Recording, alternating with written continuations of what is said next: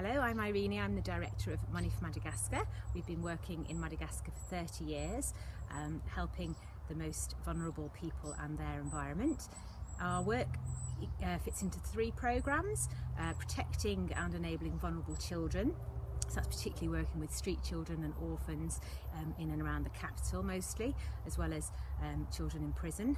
And then second programme is forests and livelihoods. So that's conservation work, but particularly working with people who live around environmental hotspots and helping them to develop alternative livelihoods so that they don't need to destroy the forest. So that could be growing different sorts of vegetables, rice, animals and so on.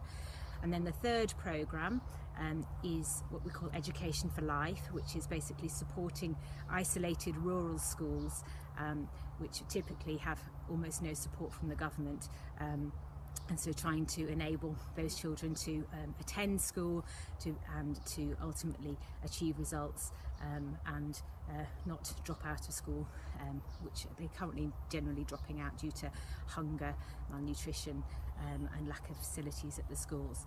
So those are our 3 programmes. To give an example of something that's recently happened, in our Education for Life programme, we're looking at all the different reasons why children aren't achieving, and so we're putting in toilets and water to make them healthier, school kitchen gardens to grow food so they're not fainting from hunger, training for the teachers, because typically many of the teachers have had almost no training, books and posters and resources to support the quality of the education that the kids are getting. And then one of our very recent additions has been solar panels for the schools, and so typically those solar panels are really to have lots of different spin-offs. So initially we thought it would be good to put solar panels in so they could have after-school clubs and meetings for parents after school, because it got dark typically about 5:30. But in reality there's been lots of other spin-offs that it's a chance for the school to earn a bit of money. So they a lot of the villages are villages that have no electricity at all, so the parents are now really keen to come and charge their phones and their batteries and lights on the solar panels during the day, and that produces a little bit of income for the school to help them pay the teachers, and as well as bringing power to the village.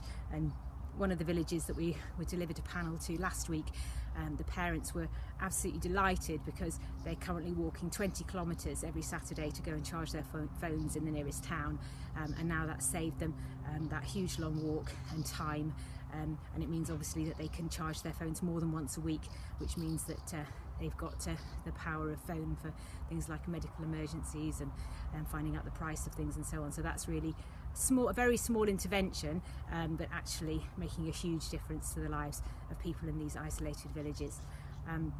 So that in a nutshell is what we're doing, Money for Madagascar.